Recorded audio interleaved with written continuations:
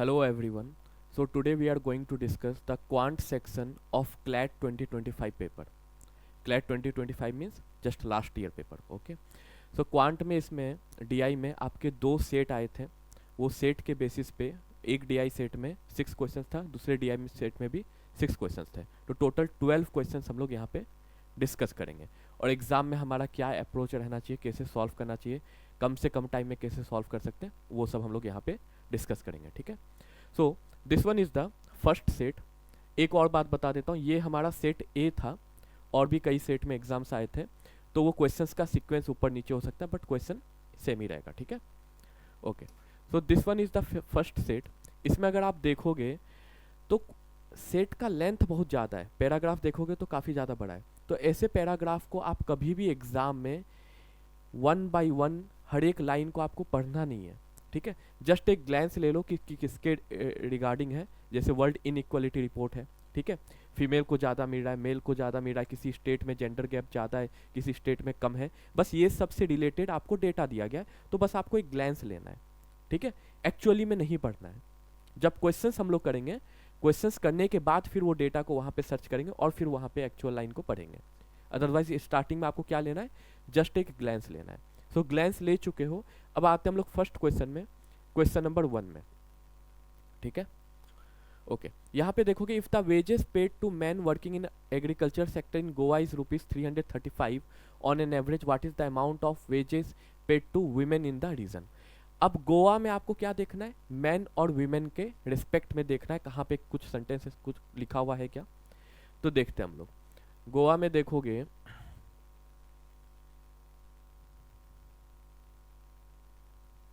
गोवा कहीं पे है, Gujarat, Jharkhand, Goa. Okay. Goa 61% and Kerala. Okay. See, here it is given. Tamil Nadu has the highest gender gap among agriculture field laborers at 112%. It is followed by Goa. मतलब गोवा में gender gap index कितना है, कितना है, तो 61% का गैप है. मतलब गोवा में मेल को और फीमेल का अगर आपको रेशियो निकालना है, तो फीमेल को जब आप एज्यूम करोगे 100, तो मेल क्या है 61% ज़्यादा है, मतलब 161 है. तो ये रेशियो निकाल लिए. अब आते हैं क्वेश्चंस के डेटा क्या दिया हुआ है. क्वेश्चन में आपसे ये बोला था कि if the wages paid to man working in agriculture sector is in Goa is ₹335, according to the ratio it is 161, but according to the actual value कितना है, 335 है. मतलब दोनों को हम लोग इक्वेट कर सकते हैं. 161 का वैल्यू कितना आ गया, 335 आ गया. राइट. अब हमसे पूछा क्या गया है, what is the amount of wages paid to women in the region. Women का वैल्यू कितना है, 100 है, तो 100 का वैल्यू निकाल लोगे. यूनिटरी मेथड से 1 का वैल्यू 335 बाई 161 और इनटू क्या कर दोगे आप, 100 कर दोगे.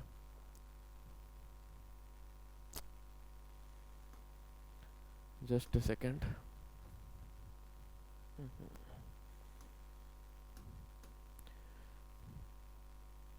इनटू 100 कर दो. ठीक है. अब यहाँ पे पहले ऑप्शंस में आते हैं. क्यों ऑप्शंस में आते हैं, क्योंकि ये 161 के वजह से कैलकुलेशन डिफिकल्ट हो रहा है. राइट. सो हम लोग ऑप्शंस में आते हैं. क्या अप्रॉक्सीमेट ले सकते हैं, बिल्कुल ले सकते हैं. इनफैक्ट ऑप्शन ही हमारा अप्रॉक्सीमेट में दिया हुआ है, अच्छे खासे गैप में है, तो इसलिए हम लोग अप्रॉक्सीमेट करके वैल्यूज को ईजी कर देंगे. तो 161 को मैं 160 बना देता हूँ. इससे कितना चेंज आ जाएगा, अगर डेनोमीटर के वैल्यू को हम लोग थोड़ा सा नीचे कर रहे हैं, तो एक्चुअल नंबर जो आएगा वो इससे कुछ ज़्यादा आ जाएगा, बट ज़्यादा चेंजेस नहीं होंगे. ठीक है. तो देखो 0 0 हमारा कैंसिल हो जाएगा. ठीक है. 1 0 1 0 कैंसिल. एंड देन 2 से आप कर सकते हो, 2 8 जा 16, 2 5 जा 10. अब आप सिंपल मल्टीप्लाई कर लो. 5 5 25, 1675 डिवाइडेड बाई 8. तो जब आप इसको डिवाइड करोगे, 8 2 जा 16, 0 8 9 जा 72, 209 पॉइंट समथिंग आ रहा. पॉइंट समथिंग निकालने की जरूरत नहीं है. ठीक है. तो 209 के अप्रॉक्स में कौन सा ऑप्शन दिया हुआ है, 204 दिया हुआ है, तो हमारा आंसर हो जाएगा ऑप्शन नंबर ए. क्लियर है ना. ठीक है. एग्जैक्ट क्यों नहीं मैच किया, क्योंकि हम लोग अप्रॉक्सीमेट वैल्यू लेके कर रहे थे, और ऑप्शन में भी देख सकते हो अप्रॉक्सीमेट ही निकालना था. क्लियर है. तो this was the first question. Then moving to second question. With reference to the information in question 109 above, which region of the below mentioned state offer the least wages to the women working in any sector? पूछा है किस state में, इनमें से किस state में women को सबसे कम wages मिलता है. With respect to the last question क्यों बोला हुआ है, 109 क्यों बोला है, क्योंकि इसमें हम लोग गोवा का निकाले थे. और गोवा का कितना निकाले थे, तो गोवा का हमारा निकल के आया था 204 अप्रॉक्स, राइट, ऑप्शन नंबर ए आया था. तो गोवा का वैल्यू पहले मैं लिख लेता हूँ, कितना है 204 अप्रॉक्स. ठीक है. और किसका किसका हमें देखना होगा, गुजरात का, और देखना है गोवा का लिख चुके हैं, sorry, then Kerala and Jharkhand, right, Kerala and Jharkhand. ये बाकी 3 स्टेट का हम लोगों को कहाँ पे मिलेगा, ऑफ कोर्स पैराग्राफ में मिलेगा, राइट. और पूछा है लिस्ट किसका है. ठीक है, देखते हैं लिस्ट किसका है.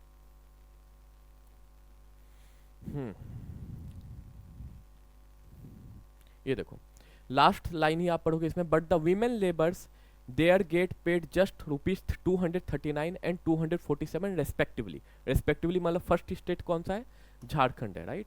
तो झारखंड में कितना हो गया 239 हो गया.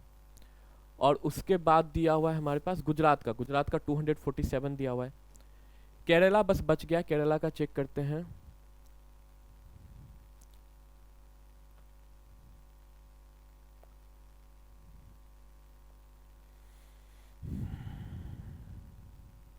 ओके हाँ, यहाँ पे लिखा हुआ है while a man gets ₹789 per day, a women is paid ₹537. ये किसके लिए डेटा दिया था, केरला के लिए दिया था. ठीक है, तो केरला का तो काफ़ी ज़्यादा है, 537 है. अब इसमें हमसे पूछा गया लोवेस्ट कौन सा है, तो लोवेस्ट कौन सा है, झारखंड है. तो झारखंड आप जिस भी ऑप्शन में देखोगे वो हमारा हो जाएगा आंसर.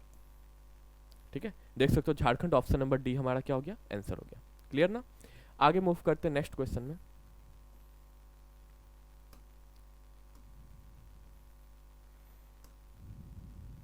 नेक्स्ट क्वेश्चन में बोला in 2023 if the average annual income of female self employed worker is 250, how much do male self employed worker earn on average. तो 2023 में फीमेल का जो वैल्यू दिया हुआ था वो कितना दिया हुआ है, ₹250 दिया हुआ है. और हमसे पूछा क्या गया है कि मेल का वैल्यू क्या होगा. चलो अब मेल और फीमेल को रिलेट करता हुआ जरूर कुछ ना कुछ सेंटेंस होगा जिससे हम लोग इसका वैल्यू निकाल सकते हैं. ठीक है, female self employed worker, self employed और फीमेल हमें पैराग्राफ में कहाँ दिख रहा है वो सर्च करना होगा.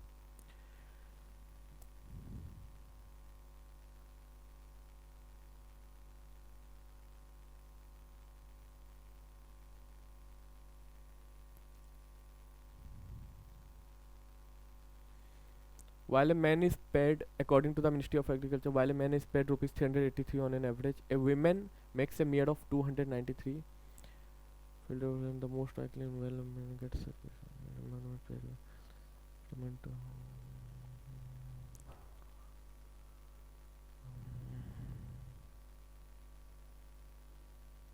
yes, here it is given. See what they are saying. In 2023, male self-employed workers earned 2.8 times that of women.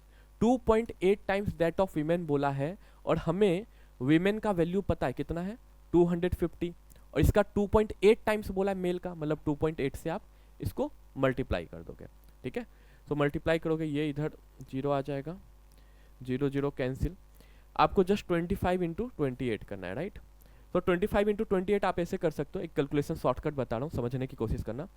25 into 28 को आप बोल सकते हो, माइंड में एक्चुअली सोचना है, मैं समझाने के लिए लिख रहा हूँ यहाँ पे, 30 - 2 बोल सकते हो आप 28 को, राइट. तो 25 इंटू 30 पहले करोगे तो 25 इंटू 3 होता है 75, और एक 0 ऐड करना है, और माइनस कर दोगे 25 इंटू 2 दैट इज 50. तो माइनस करोगे तो कितना आएगा 700 हमारा आ जाएगा मेल का.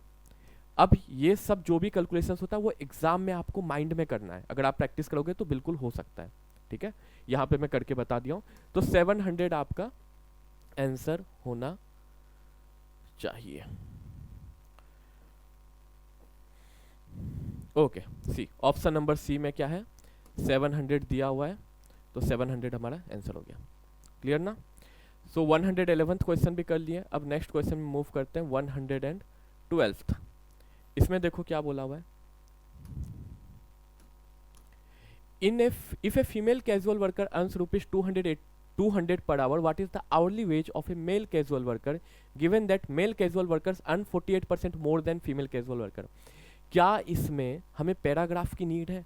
बिल्कुल भी नीड नहीं है, क्योंकि जो भी वैल्यूज नीडेड है आंसर निकालने के लिए वो सारे वैल्यूज आपको यहाँ क्वेश्चन में ही दिया हुआ है, ठीक है। परसेंटेज का कॉन्सेप्ट यूज हो रहा है। ये बोला हुआ है कि फीमेल का वैल्यू दिया हुआ है कितना, 200 per hour. What is the hourly wage of a male casual worker given that the male casual workers earn 48% more than female? तो मेल का हमें वैल्यू निकालना है, और मेल को फीमेल से रिलेट ऐसे किया कि 48% ज़्यादा है फीमेल से। So anything is how much in percentage, it is 100%, right. So 100% ये होगा अपने आप में फीमेल का वैल्यू, और मेल का वैल्यू उससे 48% ज़्यादा है, 48% मोर है, मतलब कितना 148% है।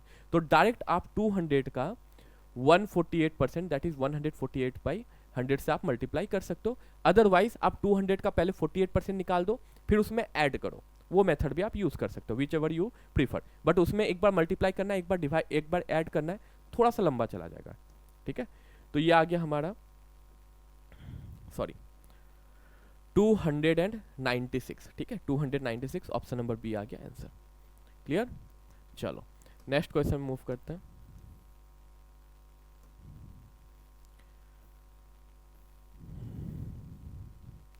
वन 113, इसमें क्या बोला हुआ है, assume that in 2022 the earning gap between male and female self employed worker was 2.5 times. In 2023 the gap increase to 2.8 times. अगले साल कुछ इंक्रीमेंट हो गया। What is the percentage increase in the earning gap for self? क्या इसमें भी हमें paragraph की नीड है? नहीं है। पूछा है कितने का इंक्रीमेंट हुआ है, कितने का गैप आया परसेंटेज में, तो क्या नहीं करते हो, x is how much percent less than या फिर मोर देन वाई में क्या करते हो, ऊपर लिखते हो एक्स माइनस वाई। तो 2.8 माइनस 2.5 कितना होगा, 0.3। ये वाला वैल्यू इससे 0.3 ज़्यादा है ना।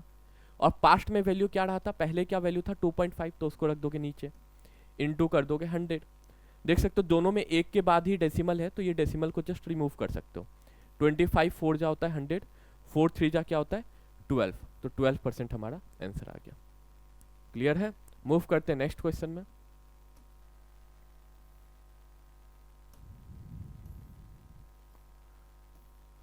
विच of the following statement is correct? ठीक है,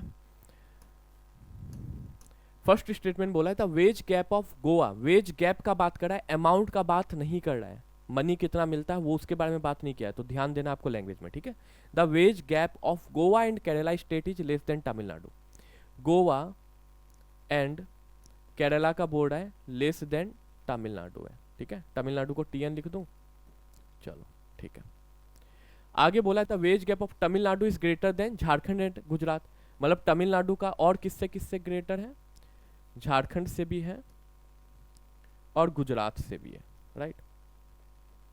ये था हमारा ए ऑप्शन, ये था बी। हमारे पास ऑप्शन में बोथ और नन भी है, तो हो सकता है दोनों भी करेक्ट हो या फिर दोनों भी फॉल्स भी हो, ठीक है। अब इसको हम लोग चेक करते हैं कहाँ पे, पैराग्राफ में। जेंडर गैप चेक करना है, वेज गैप चेक करना है, ठीक है। Sorry not gender gap, wage gap check करना है।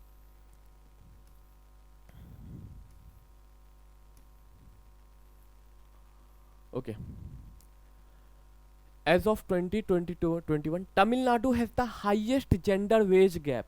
ये तो डायरेक्टली बोल ही दिया है, आपको हर एक स्टेट से कंपेयर करने के देखने की नीड नहीं है, आपको हर एक स्टेट से कंपेयर करने की नीड नहीं है, क्योंकि बोला है Tamil Nadu has the highest gender wage gap. और देख सकते हो तमिलनाडु का यहाँ पे ये दोनों से भी हाईएस्ट बोला है और ये दोनों से भी हाईयर बोला है, तो अल्टीमेटली तमिलनाडु का हाईएस्ट है, तो हमारा दोनों ही ऑप्शन करेक्ट हो गया। It means both A and B will be our answer, ठीक है। ये है बोथ ए एंड बी, दोनों करेक्ट हो गया ना, तो बोथ ए एंड बी हमारा आंसर हो जाएगा। क्लियर है। चलो मूव करते हैं नेक्स्ट क्वेश्चन में।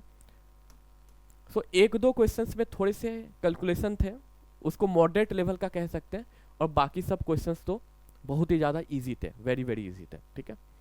चलो अब नेक्स्ट पैराग्राफ में आते हैं। ये पैराग्राफ को अगर आप देखोगे तो आपको समझ में आएगा कि ये पैराग्राफ का लेंथ बहुत कम है कंपेयर टू लास्ट पैराग्राफ। तो ऐसे पैराग्राफ को अगर आप चाहो तो एक बार पढ़ सकते हो, ठीक है, जल्दी जल्दी पढ़ना है, ऐसा नहीं कि एकदम ज़्यादा टाइम लेके पढ़ना है।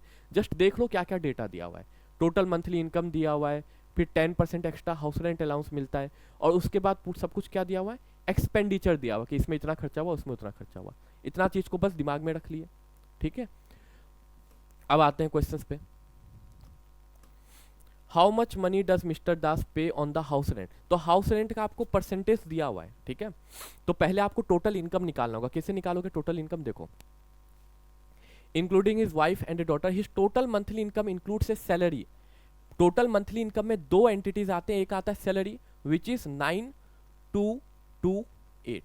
ठीक है, and A 10% house rent allowance. 10% का हाउस रेंट अलाउंस भी एक्स्ट्रा मिलता है। तो 10% किसका? इसका 10%। 10% मतलब कितना होता है? 1/10। मतलब आप इसका जब 1/10 निकालोगे, मतलब 10 से डिवाइड करोगे तो 922.8 आएगा। 922.8 अप्रोक्सीमेट में मैं 923 कंसिडर कर लेता हूँ। मतलब 9228 तो आ ही रहा था उसका सैलरी, उसके साथ साथ ये एक्स्ट्रा 923 आया as a house rent allowance. ठीक है, तो टोटल इनकम कितना हो जाएगा? ये दोनों का एडिशन होगा, राइट।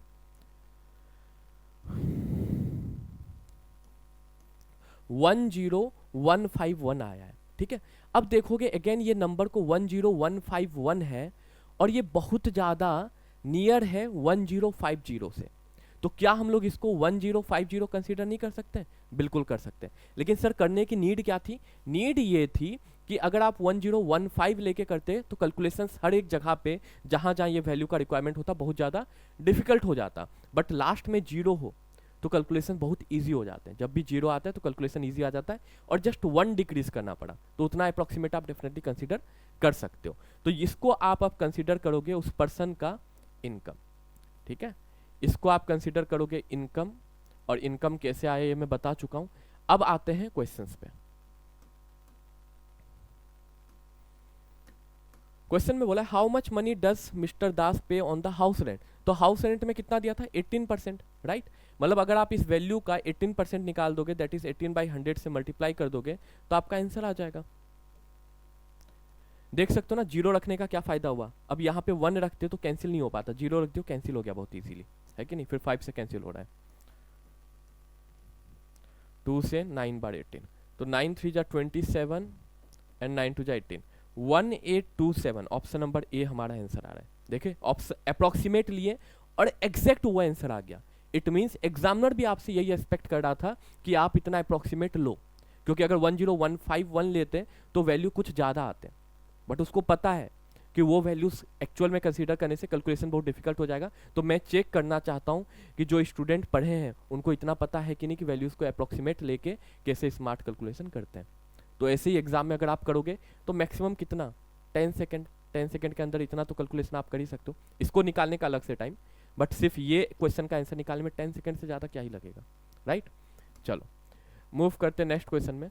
अब ये वैल्यू को मैं रब नहीं कर सकता हूँ, क्योंकि वो क्या है, टोटल इनकम है पर्सन का, वो आगे भी क्वेश्चंस में यूज़ होंगे, उसको कैलकुलेट किया हम लोग, बट बाकी सबको मैं रब कर सकता हूँ, इसलिए मैं रब कर रहा हूँ। ठीक है, चलो देखते हैं नेक्स्ट क्वेश्चन। ओके, सो अब हम लोग क्वेश्चन नंबर 116 देख रहे हैं। इसमें देखो क्या बोला है, if mister Das gets 12% annual interest on the savings, saving में 12% एनुअल इंटरेस्ट मिल रहा है, and he wishes to save ₹30,000 in 2 years period, how much extra should he save in the next year. It means पहले हम लोग 1 year का निकालते हैं और उसके बाद देखेंगे कि कितना एक्स्ट्रा सेव करने की नीड है, राइट।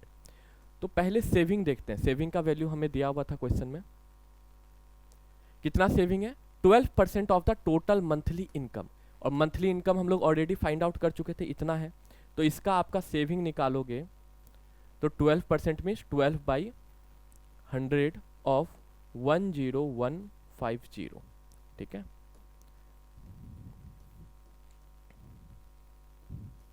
कितना वैल्यू आ गया? ये 1218 वैल्यू आ गया। ठीक है, ये कितने का आया? 1 year का आया है, ध्यान में रखना। सॉरी, नॉट 1 year, 1 month का आया है। अब 1 month का अगर वैल्यू आया है तो 1 year का निकालने के लिए इसको किससे मल्टीप्लाई करोगे? आप इसको 12 से मल्टीप्लाई कर दोगे, तो 1218 को आप 12 से मल्टीप्लाई करोगे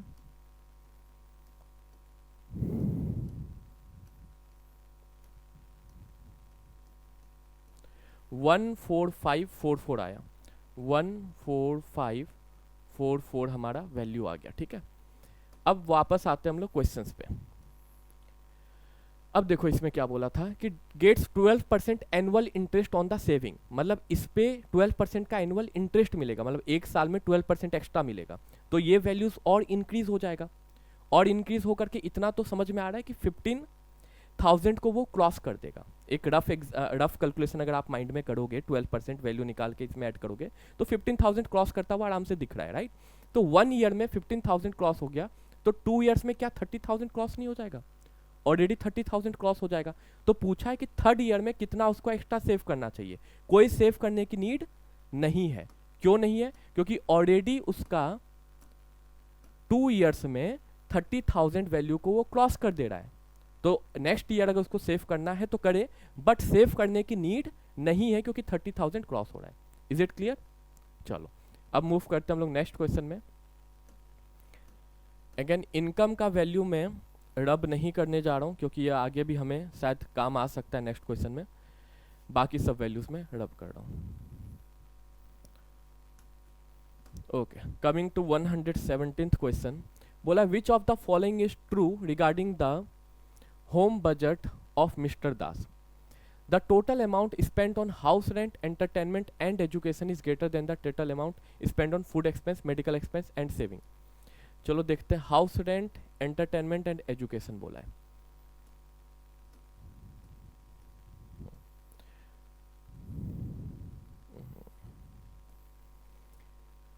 पैराग्राफ को एक साथ एक्सेस नहीं कर पाएंगे तो मैं यहाँ पे लिख देता हूँ, ठीक है। ऑप्शन नंबर ए में बोला था कि HR, एंटरटेनमेंट एंड एजुकेशन, ये सबका summation is greater than the total amount spent on food expense, medical expense and saving, right. ये था option number A. Option number B भी मैं लिख लेता हूँ। The total amount spent on entertainment, medical expense and education is equal to the total amount spent on house rent, food expenses and savings, ठीक है। Third option देख लेते हैं। Total amount spent on savings, medical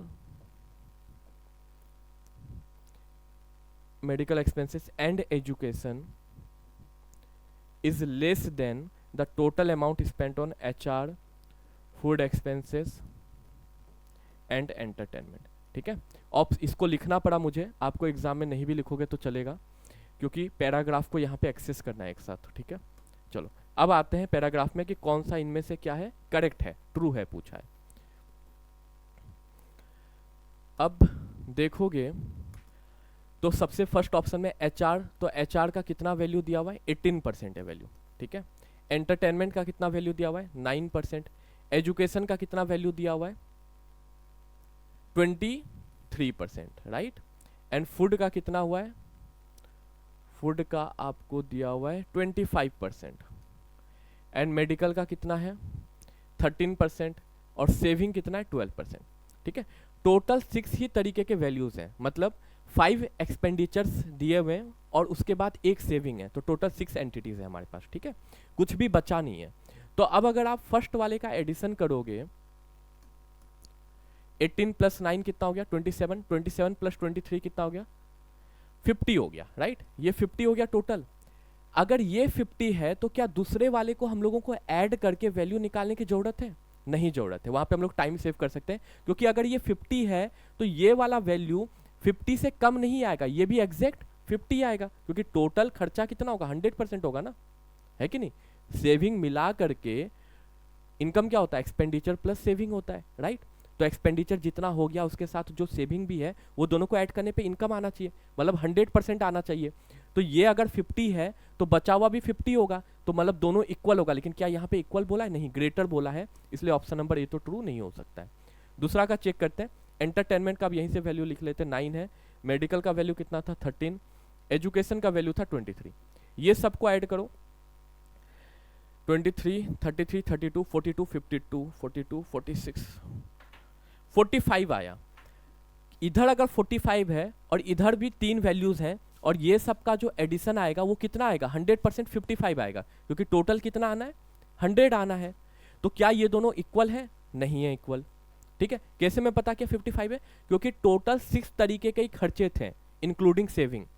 तो 3 यहाँ पे है, 3 यहाँ पे है, तो टोटल का एडिशन 100 आना चाहिए ना, इसलिए इक्वल नहीं हुआ, तो ऑप्शन नंबर बी भी हो गया इनकरेक्ट। ऑप्शन नंबर सी में आते हैं। सेविंग, सेविंग कितना दिया हुआ था 12, मेडिकल कितना था 45, राइट, 45 ही था मेडिकल, नहीं नहीं नहीं सॉरी 13 था, 45 तो ये सबका एडिशन था। एजुकेशन कितना था 23 था। अब इसको ऐड करते हैं तो 23 प्लस 13 कितना हो गया 36, 36 प्लस 12 कितना हो गया 48 हो गया। अगर इधर वाला 48 आया तो इधर वाला डेफिनेटली आया होगा 52, क्योंकि सबका एडिशन कितना होना है 100 होना है, मैं पहले ही बोल चुका हूँ। तो 48 इज डेफिनेटली लेसर देन 52, मतलब ऑप्शन नंबर सी हमारा आंसर हो जाएगा। तो इस तरीके से हम लोग थोड़ा सा स्मार्टली कैलकुलेट कर सकते हैं, अदरवाइज ये सब का भी वैल्यू लिखोगे फिर ऐड करोगे, आंसर वही आना है बट टाइम वेस्टेज हो जाएगा, राइट। इसलिए कहा जाता है कि एग्जाम में जब आप जाओ अच्छे से रात में सो के जाओ, माइंड को एकदम कूल करके जाओ, रिलैक्स करके जाओ, क्योंकि जब माइंड रिलैक्स रहेगा तभी ये सब चीज़ें जो एक्स्ट्रा होती है ना, ये सब चीज़ें आपके दिमाग में तभी आएंगी। आप अगर टेंशन में रहोगे ये सब चीज़ें कभी नहीं आनी एग्जाम दिमाग में। चलो, तो ऑप्शन नंबर सी हमारा आंसर हो गया, देख चुके हैं। अब क्वेश्चन नंबर 118 पे आते हैं। How much money remains for other expenses after the house rent and saving, मतलब हाउस रेंट और सेविंग को अगर हटा दिया जाए तो बाकी के जो खर्चे हैं उसका कितना मनी होगा, वो मनी कितना होगा। तो हाउस रेंट और सेविंग को देखेंगे तो कितना है हमारे पास,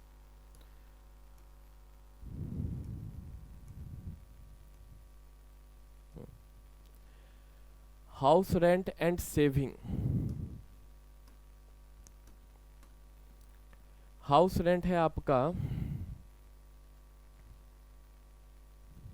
18% एंड सेविंग है 12%, मतलब 30% टोटल है कितना हाउस रेंट प्लस सेविंग का। ठीक है, तो बचा हुआ एक्सपेंस के लिए कितना होगा 70% होगा, और 70% मतलब 70/100 ऑफ क्या टोटल इनकम। अच्छा, टोटल इनकम को हम लोग रब कर दिए but it's okay, I remember the value. ठीक है, वैल्यू आया था 9228 को प्लस किए थे 10% के साथ, तो वैल्यू आया था हमारा 10151। हाँ, यही वैल्यू आया था जिसको हम लोग अप्रोक्सीमेट कर दिए थे कितना 1050। ठीक है, अब कैलकुलेशन करते हैं, 0000 कैंसिल,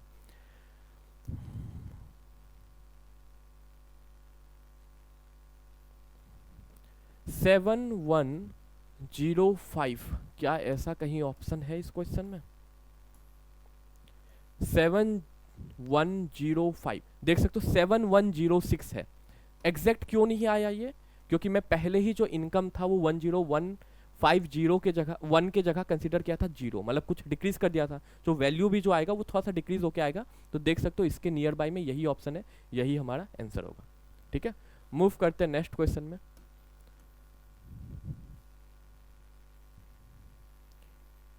इनकम हमारा लिखा हुआ है साइड में, आगे देखते हैं।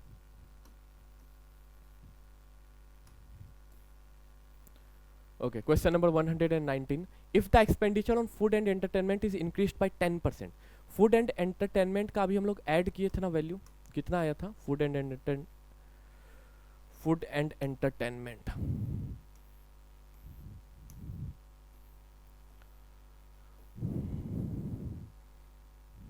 फूड में कितना था हमारा 25% था, इंटरटेनमेंट में कितना था 9% था। 25 प्लस 9 कितना हो गया 34, राइट। 34% है बट उसको कुछ डिक्रीज किया जा रहा है।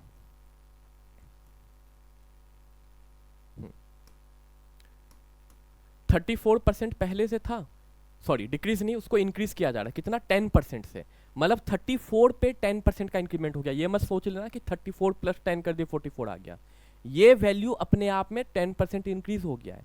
ठीक है, तो इसका 10% जब आप निकालोगे तो ये कितना आएगा आपका वैल्यू 10% मतलब 1/10 मतलब 3/3.4 आ जाएगा, राइट। तो 3.4 से इंक्रीमेंट हो गया किसका फूड एंड एंटरटेनमेंट का।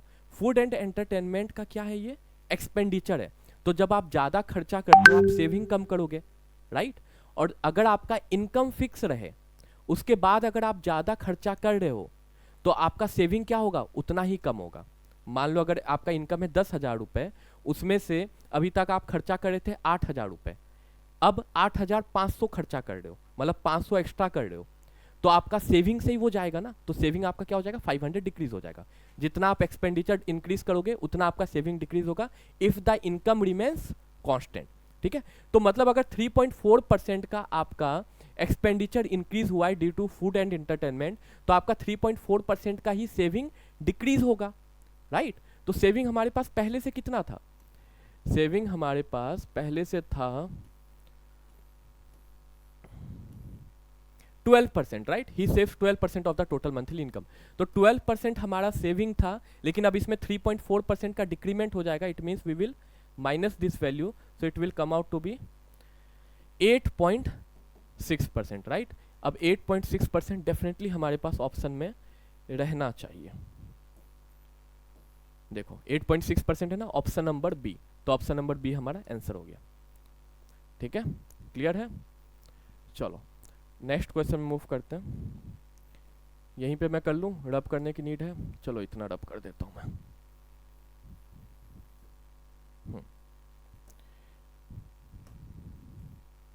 Okay, next question is the last question. इसमें आपको बोला हुआ है कि how much total money has he spent on food and entertainment. Food and entertainment में कितना खर्चा किया था, राइट। तो फूड एंड एंटरटेनमेंट में हम लोग देखे थे, एक बार दोबारा से कंफर्म कर लेते हैं ताकि वैल्यूज गलत ना लिख लें। तो फूड में था 25% और एंटरटेनमेंट में था 9%, मतलब टोटल एडिशन कितना था 34%। तो ये कितना है, 34% का जो वैल्यू है वही हमको निकालने के लिए बोला है। तो 34% ऑफ टोटल इनकम आप निकाल दोगे, that is 34/100 into total income को हम लोग कंसिडर किए थे 10150, 0 कैंसिल, 17 3 जा 51, 17 2 जा 34, 3451। क्या 3451 ऑप्शन में है? नहीं है, बट ये वाला ऑप्शन क्या है हमारा, बहुत नियर बाई है। लेकिन क्या इतना ज़्यादा नियर बाई है? नहीं। यहाँ पे चीज़ों को समझो, अप्रोक्सीमेशन का मैं कॉन्सेप्ट थोड़ा सा बता रहा हूँ। देखो हम लोग वैल्यू को किए थे बिल्कुल कुछ ही कम, जस्ट 1 का डिक्रीमेंट किए थे। इनकम जो 10151 आया था उसको 10150 कंसीडर किए थे, मतलब वैल्यू में डिक्रीमेंट किए 1 का। तो जब आप कोई नया वैल्यू निकालोगे उसमें भी 1 के अप्रोक्सीमेट में ही चेंजेस आना चाहिए। बट यहाँ पे देखोगे तो 3451 और 346 में 1 का गैप नहीं है, बहुत ज़्यादा गैप है। कितने का गैप है? 10 का गैप है। तो इसको आप कंसीडर नहीं कर सकते हो। तो फिर जब हमारा 3461 ऑप्शन नहीं होगा और बाकी सब देख सकते हो कि ये और ज़्यादा दूर है, तो हमारा आंसर क्या हो जाएगा? None of the above. और none of the above mark करने में आई नो गट्स चाहिए होता है, तुरंत आप मार्क नहीं कर पाते, आपको लगता है कहीं ना कहीं कुछ मिस्टेक हुआ इसलिए नन ऑफ द अबव शायद आंसर है, बट ऐसा होता नहीं है। None of the above option में है, इसलिए है क्योंकि ये आंसर हो सकता है। तो आपको कॉन्फिडेंटली मार्क करके आना है एग्जाम में, ठीक है, अगर नन ऑफ द अबव आ रहा है तो। तो this was all the set means only 2 sets were there. तो 6 क्वेश्चन इच हम लोग कर चुके हैं, और मैं जहाँ जहाँ नीड है वहाँ बताया हो कि आप एग्जाम में टाइम कैसे सेव कर सकते हो। मैं काफ़ी बार बोल चुका हूँ कि एग्जाम में सिर्फ क्वेश्चन कोई सॉल्व कर देगा तो उसका सिलेक्शन नहीं होना है, क्वेश्चंस को जल्दी सॉल्व करना पड़ता है, स्पीड मैटर से लॉट। तो वहाँ पे आप कैसे जल्दी सॉल्व करते हो, इसके लिए मैं कुछ अप्रोच आपको बताया हूँ, डेफिनेटली हेल्पफुल रहा होगा। अगर रहा है तो प्लीज़ लाइक द वीडियो और चैनल को सब्सक्राइब कीजिएगा। Thank you everyone.